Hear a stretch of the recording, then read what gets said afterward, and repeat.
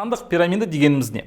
Қысқаша айтқан кезде, сандық пирамида бұл пирамиданың жалпы даралар санын зерттейді. Естеріңізде, алдыңғы сабақтарда 3 пирамиданы көрсеттім.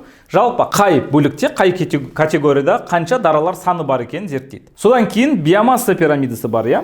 Биомасса пирамидасы жалпы тірі ағзалардың пирамидадағы именно масса мөлшерін көрсеткіші. Соған байланысты пирамида құрылады. Осы екеуінің айырмашылығы осыда. Бірақ қараңыздар, сандық пирамида төңкерілген болуы мүмкін, яғни организмнің тығыздығы берілген нақты уақытта төменгі трофикалық деңгейде жоғары деңгейдегі организмнің тығыздығына қарағанда төмен болуы мүмкін. Енді қараңыздар, сандық пирамида және биомасса пирамидасы төңкерілген болуы мүмкін. Бұл не деген сөз? Бағана айттық, ең астында продуценттер орналасады, яғни өсімдіктер орналасады. Мысалы, бір алма ағашы болуы мүмкін, ең астында кішкентай, оның үстінде сан бойынша мысалы 100 деген құрттар болуы мүмкін. Яғни пирамиданың асты кішкентай, сосын құрттардың мөлшері жоғарылайды. Сөйтіп төңкерілген пирамида болып келеді. Биомасса пирамидасы дәл солай. Яғни шөптің, мысалы бір кішігірім бір шөп, оның массасы кішкентай, бірақ соның үстінде мекендейтін әртүрлі жәндіктер, немесе құрттар, немесе құстар да болуы мүмкін. Олардың массасы банаға шөптен де жоғары болуы мүмкін. Сол кезде биомасса пирамидасы төңкерілген болып келеді. Түсіндіре алдым, иә?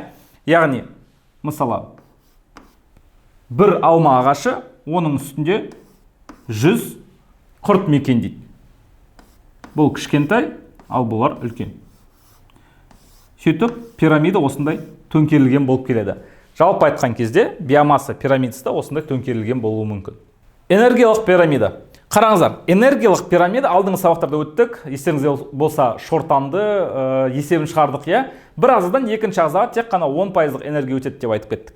Енді қараңыздар, мына жерде реттік деңгейлерге энергия ағымының немесе өнімділіктің шамасын көрсетеді. 1942 жылы, яғни сіздерге жаттап алуға қажет нәрсе, американдық эколог Линдеман энергиялық пирамида заңын құрастырды. Яғни бана 10%-лық заң деген бар, 10% өту. Соны кім құрастырды деген сұрақ кездестірсеңіздер, ОБТ-да Линдеман деп жауап бересіздер.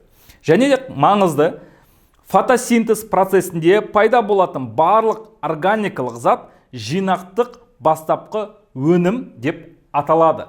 Жинақтық бастапқы өнім, банағы пирамида бар ғой, ең астында өсімдіктер. Бүкіл содан кейін өсімдіктерден қоректенетін ағзалардың барлығы сол өсімдіктердегі органикалық заттарды алып отырады. Мысалы, сол өсімдіктерді шөп қоректілер жейді, сол өсімдіктерден қалған органикалық заттар шөп қоректіге өтеді, шөп қоректіні жыртқыш жейді, сол өсімдіктерден қалған органикалық заттар, яғни содан жасалған органикалық заттар сосын жыртқышқа өтеді.